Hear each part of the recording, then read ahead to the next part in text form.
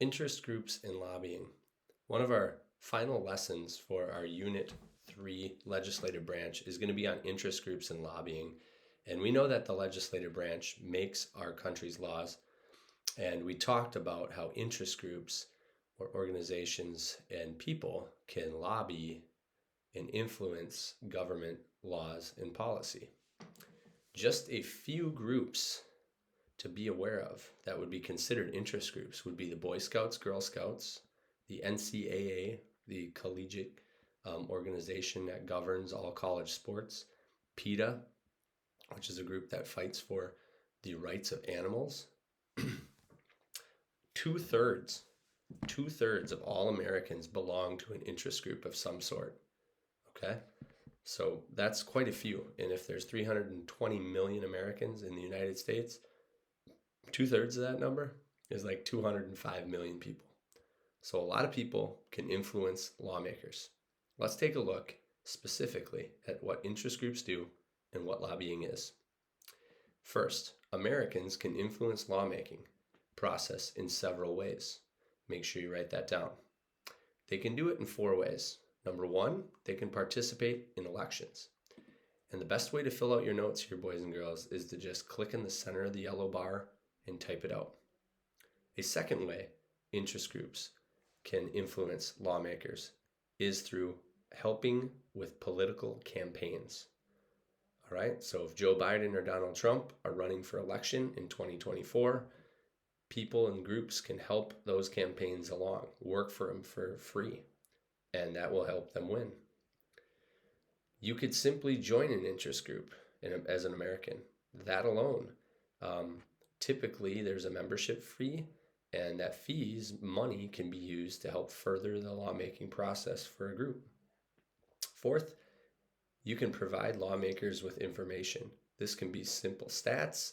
You can just be a simple voice as an American towards some kind of policy, whether it's masking or should NCAA basketball players be allowed to make money in college.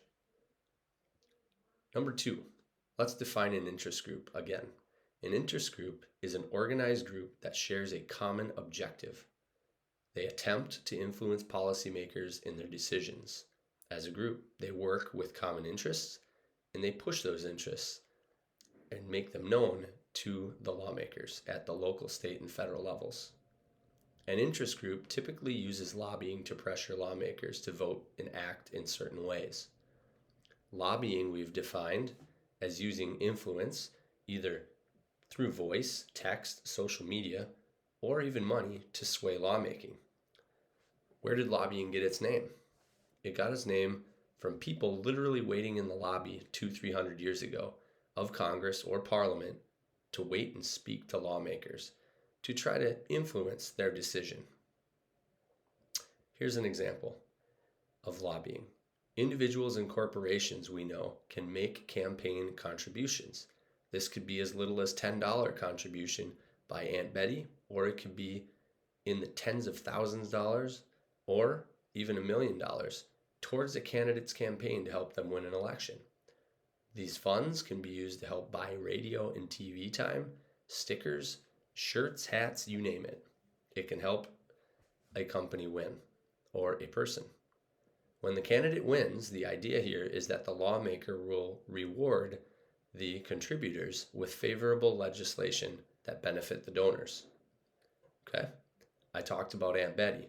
Aunt Betty's $10 for Biden campaign, although a little bit of money, could help buy that shirt or hat or a few bumper stickers to support Biden's cause. ExxonMobil, typically an oil company, right, is a Republican-based group or company. They would probably support Trump and the Republicans. They're known to contribute tens of thousands of dollars, even up to $1 million towards campaigns to help candidates win. Why, you might ask? So that these lawmakers vote to keep drilling on lands for oil. It keeps the companies rich. It keeps oil cheap, gasoline cheap for families. Moving on down. Here's a good cartoon that shows just how easy it is for lobbyists to influence policymakers. We see the man say, "Nobody tells me what to do or say," yet the pencil is held by lobbyists. They really drive what these politicians say, how they act, and how they vote. Interest groups have two different types of strategies where they can really infiltrate government and influence lawmaking and policymaking. Let's cover direct strategies first.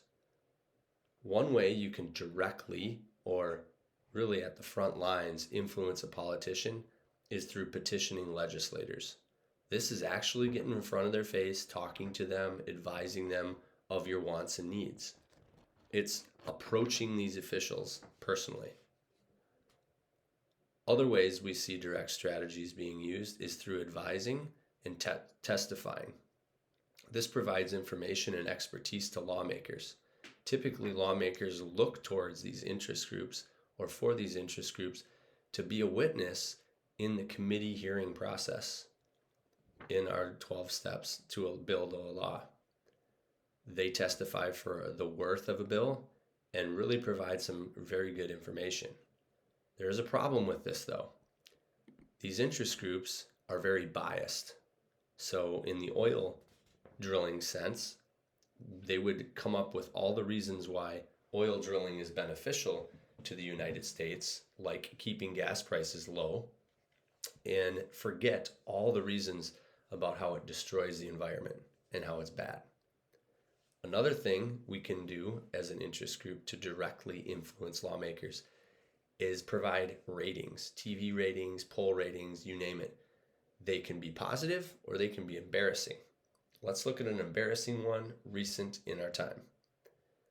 The Democrats use this against Trump. They found in a poll that only 17% of people polled supported Trump's border wall construction.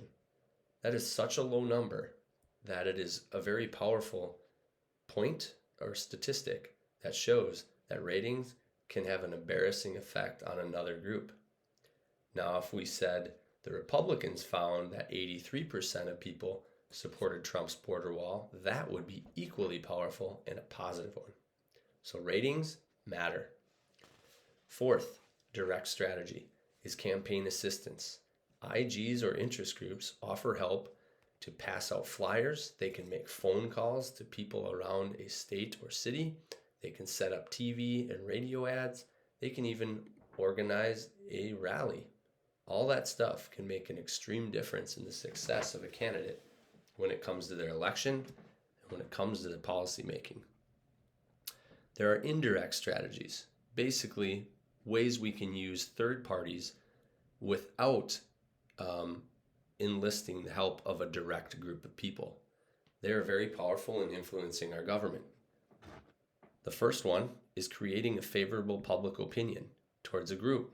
An example, in 2008, the company Home Depot, it's kind of like a Menards, they employed Olympic athletes, and I remember it being on TV quite frequently. They used patriotism that is high during the Olympic period to show that they supported athletes and were doing a good thing. In return, you can better believe Americans supported Home Depot as a result of that. Second indirect strategy, we can use actual people, third-party people or individuals, to convince and influence lawmakers. There's three approaches. A shotgun, if you know about shotgun bullets, they spread out like a fan, and a rifle is one simple shot. So in the shotgun approach, we use hundreds or thousands of people to make a call or write a letter or send a text or like a post on Facebook or a tweet to convince lawmakers they're doing the right thing or the wrong thing. A rifled approach would use somebody that is pretty powerful, a high up position, maybe in a corporation, that would give an opinion to a lawmaker, convincing them. We can even use well-known individuals to help enlist power and support for groups or to turn lawmaking decisions one way or the other. A good example for the well-known people is Brett Favre endorsed Donald Trump for the 2020 election. Think about all the Favre fans that maybe have been on the fence seeing Brett Favre support Trump and now joining his cause. Third indirect strategy is staging boycotts, which again are the stopping or the avoiding of buying goods at a store or avoiding a restaurant, and even holding political rallies and marches like the 1963 March on Washington, where Martin Luther King Jr. gave his speech, and that whole pond area from the Washington Monument to Lincoln Memorial was filled with supporters that sought change towards whites and blacks and people of all color working towards equality. All very powerful strategies, all very influential. Here are some conclusions to end our little lesson on interest groups and lobbying. First, there are large memberships of interest groups, such as the AARP with 40 million people and the NRA with 5.5 million people. With big membership comes great power and influence. 2, well-organized groups such as the NRA, National Rifle Association, they can message lawmakers quickly en masse. Okay, we talked about how the president of the NRA has everybody's email on quick find, and they can bulk email somebody saying pressure your politicians to vote this way on a bill. It can happen fast. It's really effective. Third thing to be aware of interest groups, they typically only represent the upper and middle class people.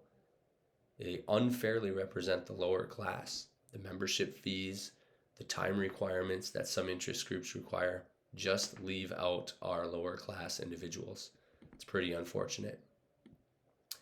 In our final cartoon here, we can see the word lobbyist right here, and Republicans and Democrats, and how lobbyists bring money over to a political party. And it can create massive change really quick. Typically, the politicians that have the more money, they have a better chance of winning the election. All right, please be prepared to see some of this interest group information on your test. Know the definition of lobbying, which again is using power and influence and money to sway lawmaking. We know that interest groups is another thing we should know. We define that as an organization with a common objective, and we should know that there are both direct and indirect strategies of influencing politicians. It's very effective, and as I said, with great membership becomes great power. That's it, boys and girls. Hopefully you learned a little bit about interest groups, and don't forget, 2/3 of all Americans are part of interest groups. See ya.